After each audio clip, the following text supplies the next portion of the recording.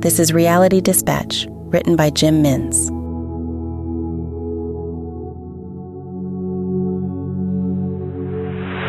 They gathered in a group of 12, all in civilian attire. They stood in the car park of a school just after drop-off, their vehicles surrounding them. They had no knowledge of the chaos their presence caused the faculty, who had no way of finding sufficient parking on their commute. Other than the occasional parent dropping their child in late to class, the coast was clear. They could have been the P&C discussing a fundraising drive. Cynthia was aware of Darren and Trevor. She had served 2 tours with them 15 years ago.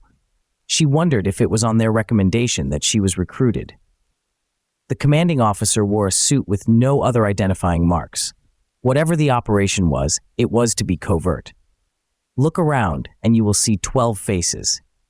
Beyond that, I don't want anyone referring to anyone else in any identifiable way. I don't care if you serve 2, 3, or 4 tours with each other. Here, in this setting, you do not know each other. When I say got it, I want you all to nod as if you understand, he barked. Got it? They all nodded as instructed. As I say, there are 12 of you, for now. One day, and that day may be soon, we do not know. The 12 may become 15, it may become 20, it may become 80, it may become 1,000, it may go beyond that. The point is, it all starts with you, and for now, you are the only ones who need to know, he explained. The 12 looked on with hardened, gum-chewing eyes. Cynthia didn't let on how confused she genuinely was. Trevor, her combat buddy from the 8th Battalion, broke the silence. I got a question, he said. Questions at the end, the commander barked back. I ask now, or I'm leaving, he threatened. The commander pointed towards the abyss. You know the road out of here, he said, calling his bluff. Trevor leaned down, retrieved his bike helmet from the gravel, and placed it under his arm. He held out a fist to Darren and another man whom Cynthia didn't know and bumped theirs in appreciation and admiration. They exchanged small talk and laughed briefly amongst themselves. The commander grew agitated. Move your ass, soldier, he yelled. His voice boomed off the school walls that lined the entrance to the car park. Trevor changed his jovial tune and frowned. He fronted the commander and puffed up his chest. The commander sized him up in return, and the 2 men faced one another as their noses were inches away from touching. Do you know me? He asked in a muted tone with his teeth clenched. I won't name your rank, but I know who you are, Trevor Suncliffe of Petroville, Alabama, the commander yelled. So you read my file? I've read all of your files. I know all of you and what you've done to receive discharges from the armed services. So that means you know what I'm capable of, and yet you choose to engage me anyway. You're a braver man than I thought. Trevor moved his left hand and cradled it with his right. He clenched his fist and cracked all of his knuckles at once. The commander took a step back and removed his jacket. The remaining 11 all gathered around and began to chant in support of Trevor.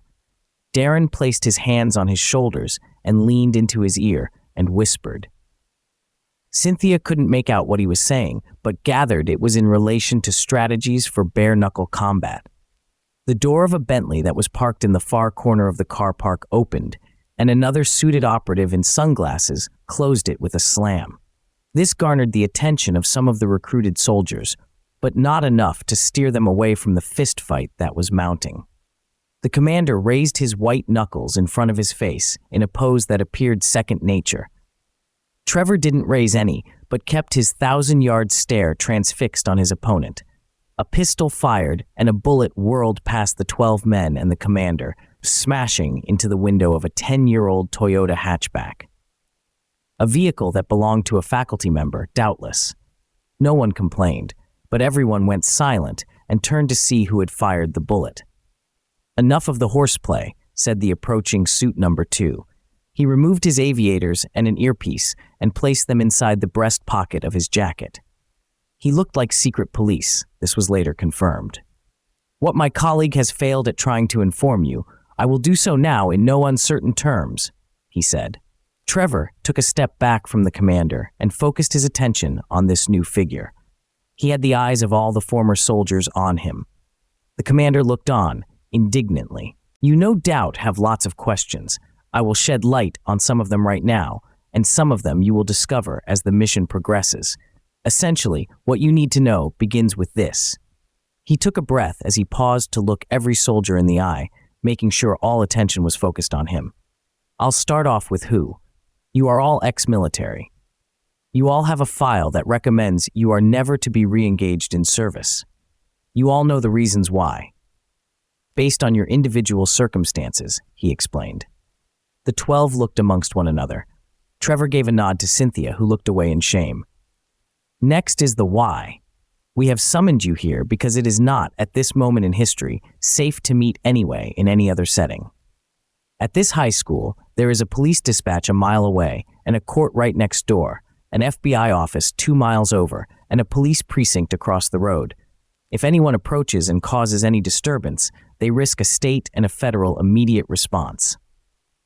The 12 looked around the neighboring business district that lined the roads that crisscrossed the high school vicinity. Next is the what, the suit continued. Hold up, Trevor said. The why didn't answer anything. Why are we here? The suit nodded. It was my intention to answer that in the what, he said. Okay, Trevor said. Enlighten us. What is the purpose of us being here? The suit buttoned up the first notch of his jacket. You all have the skills and expertise and political understanding that we are looking for in the recruitment of a special project that must remain off the books. You will form a plainclothes militia that will be tasked with carrying out the orders of Chancellor Wilco directly. The penny had dropped. The 12 began to laugh amongst one another. Trevor, the de facto leader, spoke up again. Chancellor Wilco needs us to do his dirty work? Doesn't he have the secret police for that? He suggested. The suit retrieved his aviators and placed them back over his eyes. He does, and we are delegating that work out to you all. You will be compensated with full pardons, higher than average wages, health benefits, security access, and the thanks of a grateful nation, he said. The commander walked over to stand alongside his colleague. Trevor spat on the floor. What kind of work are we talking about here? Let's just say Chancellor Wilco is experiencing some pushback jurisdictionally from being able to enact his legislative agenda, the suit said. Judges are throwing out his executive orders, and it's pissing him off, the suit commander spelled out. Right, and you want us to pay these judges and anyone else a little visit? Am I right? Trevor asked, turning to the 11. The silence of the suits answered him. Right, I thought as much. Any other questions? The gruff said as he placed his oversized jacket over his enlarged frame. Only about 86,000, Trevor said. I have a question, Cynthia asked with the raised hand. The suits looked over to her. You didn't tell us when does this all begin? All of you go home. Go about your business, the suit explained. Soon you will receive a package with a phone and a weapon and a set of instructions. How you carry out your business. He removed his glasses a final time. Is your business. The suits turned their backs and headed for the Bentley. The newly formed secret militia watched on as the darkened, reinforced vehicle drove off. They wanted to discuss the proposal, but no one was willing to speak. The 12 split up in the direction of their vehicles without any elaboration. All seemed to be happy with the arrangement. It was an engagement with benefits. What could go wrong? Cynthia tried to block out the sick feeling she was developing in her stomach. She was the last one to leave the car park. She spotted an injured cat with blood trickling down its right paw, limping towards a drain pipe adjacent to the road that lined the school. The cat looked in her direction, directly in the eye, before it continued to limp on. Cynthia thought she could see tears in its eyes.